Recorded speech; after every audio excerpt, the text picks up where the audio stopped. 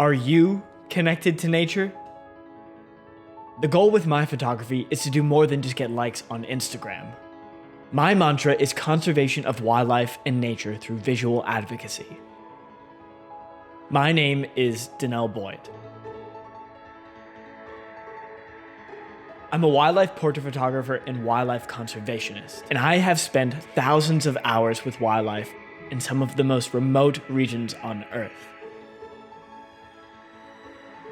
I've seen firsthand the threats that nature faces and the solutions that people struggle to employ to try to save it. Each one of my portraits has its own unique backstory that aims to connect my audience, to connect you with nature through art, to catch you off guard, to motivate you to learn more, and to encourage you to not only feel connected to nature, but to inspire you to take action to protect it.